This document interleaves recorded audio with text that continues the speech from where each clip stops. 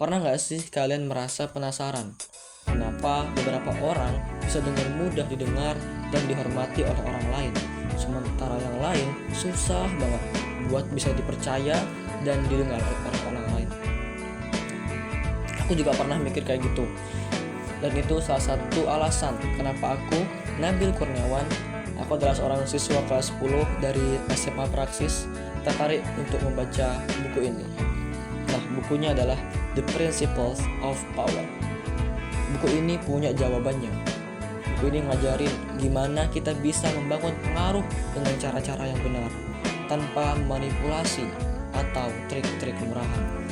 Tapi lebih dari itu, ini soal bagaimana kita bisa mengontrol hidup kita sendiri dan memaksimalkan potensi kita sehingga kita bisa menjadi orang yang berpengaruh. Menarik kan? Yuk kita bahas lebih mendalam. Coba bayangin situasi ini. Ada dua orang dengan ide yang sama-sama berlian. Tapi yang satu bisa menjelaskan idenya dengan percaya diri dan membuat orang lain ikut tertarik. Sementara yang satunya lagi ragu-ragu dan sulit untuk menyampaikan idenya. Siapa yang akan didengar? Jawabannya sudah jelas. Orang yang punya pengaruh lebih besar. Di dunia nyata, banyak orang gagal bukan karena mereka merasa tidak berbakat, tapi karena mereka itu nggak bisa menyampaikan ide-ide brilian mereka kepada orang lain dengan kuat. Contoh paling nyata yang diceritakan dalam buku ini adalah Julius Caesar. Dia nggak cuma bisa jago dalam strategi perang, tapi juga ahli dalam membangun loyalitas pasukannya dengan kata-kata dan tindakan-tindakannya. Dia bikin mereka percaya bahwa mereka bukan cuma tentara biasa, tapi bagian dari sejarah besar Roma. Dengan cara itu, dia bisa memenangkan pertempuran, tidak cuma lewat strategi yang dia buat, tapi juga lewat kepercayaan dan pengaruhnya terhadap orang lain, khususnya pasukan-pasukannya. Jadi, bagaimana caranya biar kita bisa dipercaya dan didengar oleh orang lain? Kuncinya adalah pada kata kredibilitas. Kalau kamu dikenal sebagai orang yang selalu menepati janji, jujur, dan bisa diandalkan, orang lain akan lebih mudah percaya. Dan kalau kamu mau mempengaruhi orang lain, kamu harus memulainya pada diri kamu sendiri. Salah satu contohnya adalah kisah Stephen Hawking.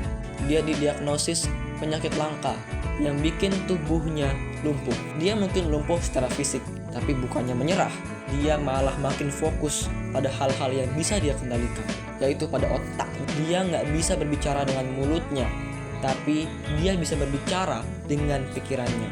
Dia membangun pengaruhnya bukan lewat kekuatan fisik, tapi melalui ilmu dan dedikasi yang dia berikan. Jadi kalau kamu masih berpikir, aku nggak punya kelebihan apa-apa nih, coba pikir-pikir lagi. Setiap orang punya sesuatu yang bisa mereka bangun. Tapi pertama-tama kita harus bisa sadar akan potensi diri kita sendiri. Sekarang pertanyaan pentingnya adalah, seberapa sering kita bikin keputusan berdasarkan perkataan orang lain? Pernah nggak sih kamu tuh merasa stuck karena kamu takut menyampaikan pendapat karena berbeda dengan orang lain? Nah, inilah yang ditekankan di dalam buku ini tentang cara kita berani berpikir sendiri atau berani berpikir independen. Dikisahkan, Diogenes, seorang filsuf Yunani, memilih hidup dalam kesederhanaan yang ekstrim. Bayangkan, dia tidur di tong besar, menolak semua kemewahan duniawi, dan bahkan menentang Alexander Agung dengan berkata, "Minggirlah dari cahayaku." Artinya, dia nggak peduli sama sekali dengan ekspektasi sosial. Dia hanya hidup sesuai dengan prinsip-prinsip hidupnya sendiri. Tapi, berpikir independen bukan berarti jadi penyendiri. Kita tetap butuh orang lain. Lihat saja kisah dari Martin Luther King. Dia nggak berjuang secara sendiri. Dia menginspirasi orang-orang untuk bisa bergerak bersama. Ada satu konsep yang sangat menarik di dalam buku ini, yaitu tentang seni berpura-pura bodoh. Ini bukan tentang kita jadi bodoh beneran, tapi tentang tahu kapan kita harus diam dan kapan kita harus mengungkapkan isi pikiran kita, atau kapan kita harus berbicara. Misalnya, di dalam diskusi bisnis, Orang yang terlalu banyak bicara malah bisa kehilangan kendali atas situasi mereka. Sementara itu, orang yang lebih banyak mendengarkan bisa mengumpulkan informasi terlebih dahulu sebelum ia mengambil langkah cerdas ke depannya. Francois, seorang diplomat Prancis, sering menggunakan teknik ini. Dia membiarkan lawannya berbicara dan berpikir bahwa dia kurang paham. Padahal sebenarnya dia sedang menyusun strategi-strategi yang ciamik. Jadi, jangan terburu-buru menunjukkan semua yang kita miliki, semua kita tahu. Terkadang, diam adalah senjata yang lebih kuat. Oke, kita sudah membahas benang merah tentang bagaimana cara mempengaruhi orang lain. Tapi ada satu musuh terbesar kita yang bisa menghambat kita untuk menjadi orang yang berpengaruh. Jawabannya adalah diri kita sendiri. Ibnu Battuta adalah contoh nyata bagaimana seseorang bisa melawan rasa takut dan ketidakpastian. Ia berasal dari Maroko. Dia memutuskan untuk meninggalkan rumahnya di usia yang ke-21 dan mengembara di dunia luas selama 30 tahun. Di dalam perjalanannya, dia menghadapi badai di laut, perampokan, dan bahkan hampir saja kehilangan nyawa di gurun. Tapi dia nggak pernah menyerah. Kalau dia berhenti di tengah-tengah jalan karena takut, kita nggak akan pernah tahu perjalanan luar biasa yang dia lakukan. Ini mengajarkan kita bahwa setiap tantangan dalam hidup sebenarnya adalah peluang besar untuk bisa tumbuh menjadi orang yang lebih baik lagi. Akhirnya, semua ini bermuara ke satu hal saja, yaitu kita punya pilihan.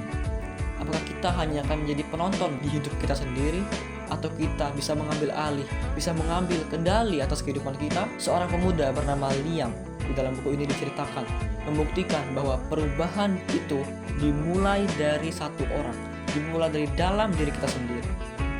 Ketika desanya dilanda oleh kekeringan, orang-orang itu menyerah, putus asa, tapi Liang memilih untuk mencari sumber-sumber air baru. Dia menggali, bertahan, dan akhirnya bisa menyelamatkan banyak orang di desanya. Keberaniannya nggak cuma bisa mengubah hidupnya sendiri, tapi dia bisa mengubah seluruh masyarakat yang luas. Jadi, kalau kita merasa dunia ini kurang adil atau hidup kita nggak seperti yang kita mau, jangan cuma mengeluh.